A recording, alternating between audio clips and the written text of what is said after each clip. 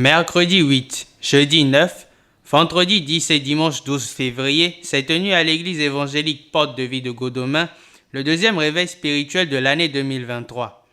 Intitulé « Que l'esclave quitte mon cheval », ces 4 jours d'enseignement, de prière, de prophétie et de délivrance ont réuni le peuple de Dieu venu massivement vivre le surnaturel. Les termes « esclave »,« place »,« cheval » ont été au cœur des messages délivrés par l'orateur, le prophète François-Xavier Alokwi. Mercredi 8. Le thème du premier jour, « Je ne suis plus l'esclave de quelqu'un », a porté la lumière sur le sens des termes « esclave » et « liberté ». L'orateur explique que l'esclave est celui sous le joug, celui soumis à la servitude, le prisonnier. L'esclave est oppressé, lié, est fait stagnant. Il ne jouit pas de son temps. L'esclave souffre et ceux qui l'environnent de même. Ainsi, le dirigeant ou le serviteur de Dieu dans les liens plonge ceux qui lui sont assujettis dans les mêmes liens. Quiconque est sous le joug ne jouit d'aucune grâce. Mais Christ nous appelle à la liberté qui est si précieuse, une puissance dans la vie humaine. Le nom de Jésus est celui capable de rompre le contrat d'esclavage, et le chemin de la liberté se trouve dans la prière. Il ajoute que comme Israël, peuple choisi de Dieu, resté en esclavage pendant 430 ans, nombreux sont les chrétiens esclaves des forces des ténèbres. Le statut d'esclave ôte tous les droits, dépossède de toute propriété. L'esclave est impuissant même quand son dû est usurpé. Les maladies, le célibat, la stérilité, voilà des formes d'esclavage que les démons se plaisent à répandre. Ce sont des situations que Dieu laisse advenir afin d'en faire sortir le miracle. Mais avant, le chrétien doit prier et confesser des paroles avec foi et assurance. Car la bouche fait émaner la vie ou la mort. Les paroles de vie attirent les anges de vie et celles de mort attirent les anges de mort. Il explique dans la suite de son enseignement que la parole permet en effet d'ouvrir des portes, d'attirer ou d'éloigner des esprits. Les sorciers dans leur ruse créent des circonstances pour amener les chrétiens à confesser leur mort, des paroles négatives afin de les mettre sous le joug. L'épreuve est le moyen pour Dieu d'amener le chrétien dans une nouvelle dimension. Mais à chaque fois que ce dernier confesse son malheur, il met son cheval, symbolisant la vitesse, le progrès, le siège, à la portée de l'esclave. C'est au cœur même de la tempête qu'il faut davantage prier pour sa liberté. Il révèle par la lecture de 2 Corinthiens 3, verset 17, Galates 5, verset 1 et Jean 8, verset 30 à 32, que la liberté passe par la connaissance de la vérité qui est Christ et qui se livre dans sa parole. Et là où il y a la liberté, là est l'Esprit de Dieu. Le thème est « Je ne suis plus esclave de quelqu'un ».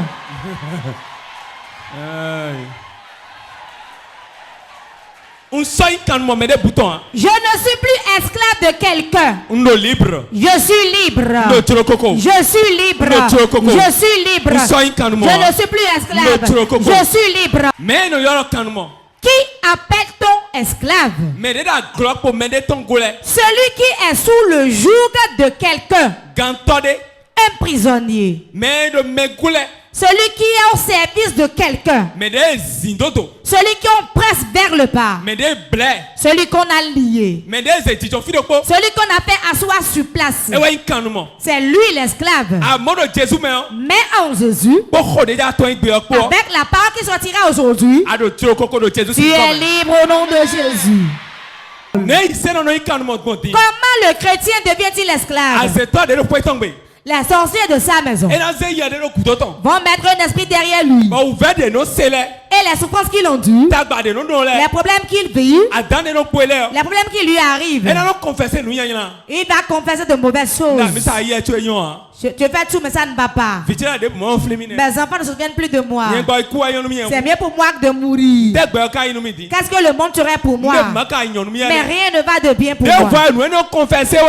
Quand tu confesses ces choses, bien aimé, tu te tues. Car la confession peut te lier, peut te libérer. Ce que tu confesses de ta bouche, c'est ça qui agit sur ta destinée. Et c'est ça les gens verront. Comme l'ange est auprès de toi, il attend les bonnes paroles que tu vas prononcer. Qu'est-ce que les sorciers font? Ils créent les problèmes autour de toi. Quand tu quittes un, tu rentres dans un autre. Tu quittes un, tu rentres dans un autre. Qu'est-ce qu'ils veulent? Qu'est-ce que Dieu aussi veut? veut. La première chose que Dieu veut, Dieu veut pas que nous restons dans les épreuves, mais il veut que nous nous en sortons. Mais il va te laisser et laisser le diable aussi pour voir si mon enfant qui vient ici, mon enfant qui écoute la parole de Dieu, est-ce qu'il croit à ce qu'on lui dit? Il va te laisser dans le problème. Tu parles de diabète, tu parles de la tension. Tu vas commencer par dire Dieu est là pourtant. C'est mieux pour moi de mourir. Quand tu le dis une fois et tu es ici, tu es ici, tu es ici, et l'ange est à côté de toi. Tu dis si je meurs c'est mieux pour moi. Il fait un pas en arrière. Tu vas dire il y a de souffrance dans ce monde, c'est mieux pour lui de reposer. Il fait un autre pas. Tu vas encore dire ma souffrance est trop. Dieu ne m'écoute même pas. Il recule encore. Tu vas le dire jusqu'au point où tu vas devenir seul. Jeudi 9. Où est ta place? C'est le thème qui marque le jour suivant de ce programme. Dans son message, l'orateur explique que le chrétien doit discerner la place qui lui est réservée par Dieu. Car le lieu où Dieu place ses enfants, c'est seulement là qu'il les visite. C'est là qu'il leur réserve le succès. C'est aussi un lieu d'épreuve et de tentation. L'endroit où Dieu positionne porte sa parole. Mais le diable, lui, détourne vers des lieux à l'apparence frappante, sans fondement sur la parole. Le lieu que Dieu n'a pas réservé porte la souffrance pour plus d'un. Le chrétien doit donc rester à sa place et autant s'entourer de ceux qui obéissent à l'Éternel. Dans la seconde partie de son enseignement, il insiste sur le fait que chacun a sa place prédéterminée et qu'il est donc impossible de posséder ce qui n'est pas initialement prédestiné. Première lecture dans Genèse chapitre 2 versets 15 à 17 par laquelle l'orateur explique que Dieu a placé l'homme dans le jardin où se trouvait la réponse à tous ses besoins et où régnait la présence de Dieu. Mais par le péché, il a abandonné sa place et quitté cette présence. Invitant chacun à rester à la place que Dieu lui a réservée, il met l'accent sur les réalités qui entourent le siège qui est réservé par Dieu, telles que l'adversité, la persécution. Ce temps d'enseignement prit fin avec la lecture de Genèse chapitre 3, versets 8 à 10. Le thème du message est où est ta place?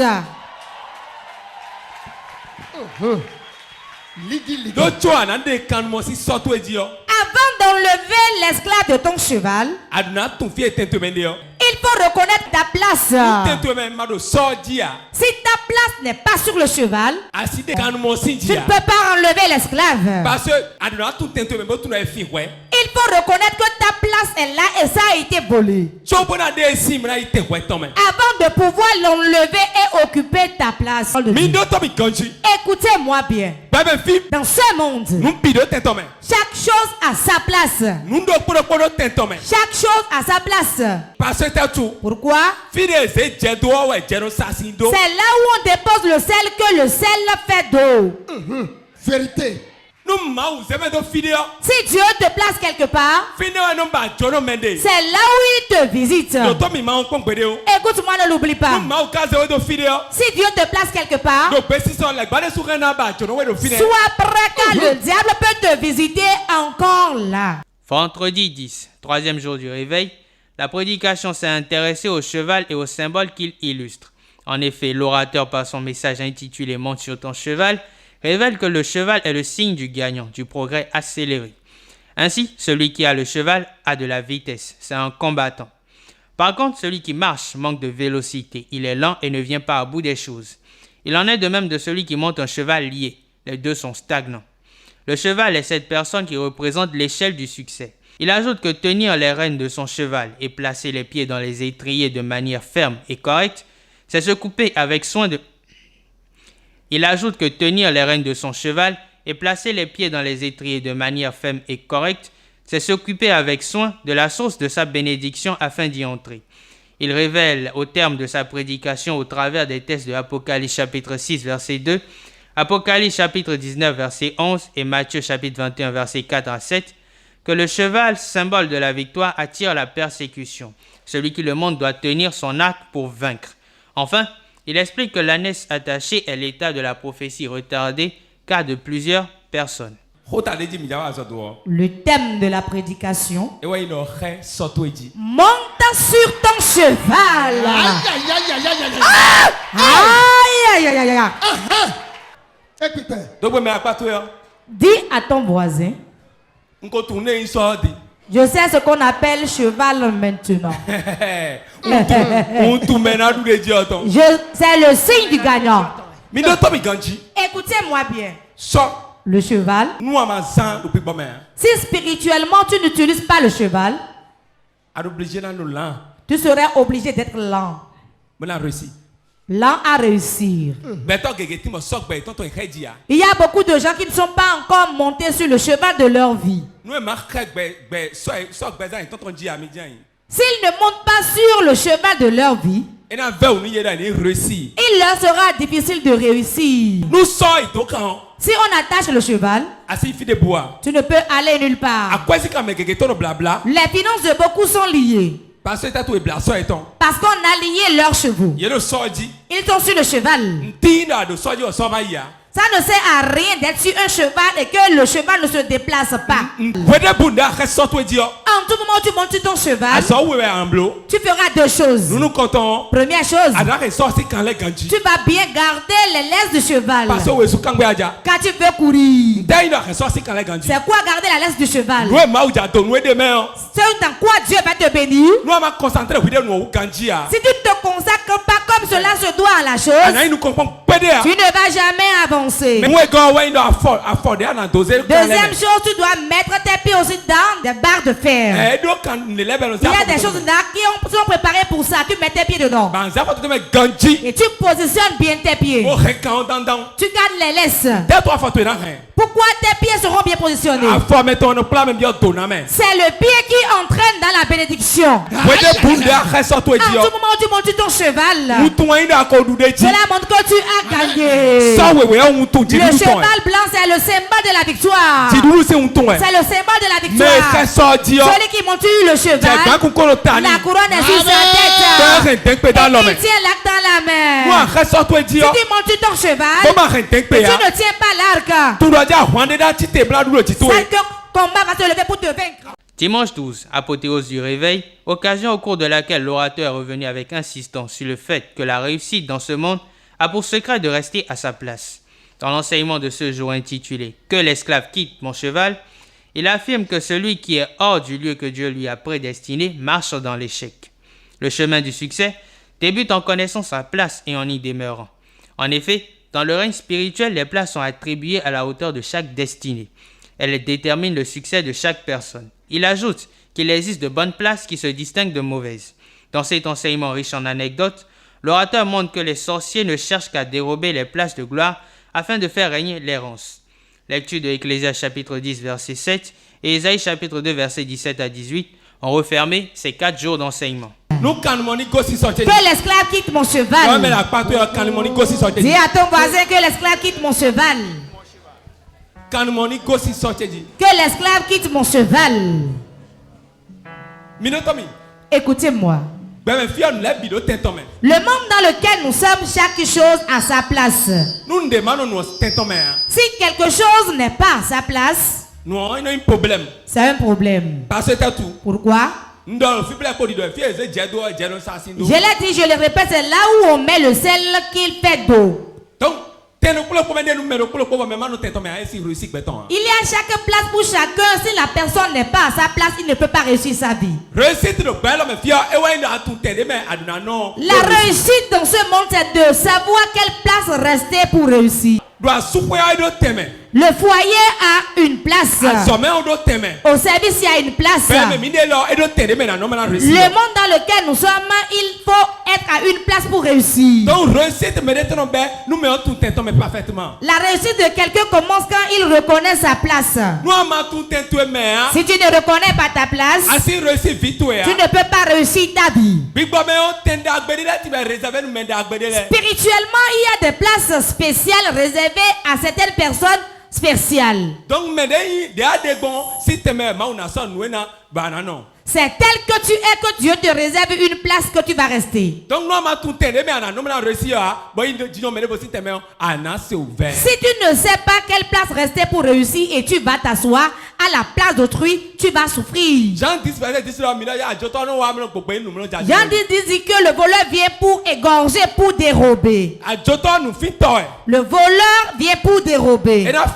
Il viendra dérober. Il y a beaucoup de gens, la place où ils voient être à l'aise, on l'a volé pour mettre ça dans un couvent de sorcellerie. L'homme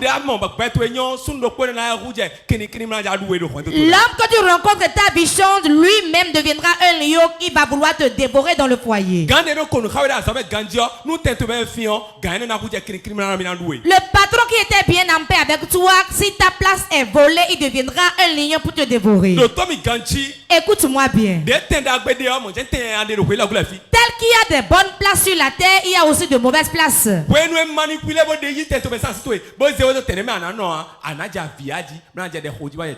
on te manipule et on te met à une place qui n'était pas destinée, tu vas commencer par grincer des dents et pleurer. La souffrance commence au moment où tu perds ta place. Qu'est-ce que les sorciers, eux, ils font? Leur mission, c'est de t'arracher la bonne place que Dieu t'a réservée et te mettre dans une mauvaise place. Je ne sais pas quelle place tu occupes aujourd'hui. Je ne sais pas quelle place on t'a volé. Mais la grâce qui descendra aujourd'hui va te retourner ta place. Ton amen est très faible. Tout au long de ces jours d'enseignement, de prière, de prophétie et de délivrance, le peuple de Dieu a vécu la présence de Dieu. Les participants ressortent heureux, la liesse au visage. Suivez.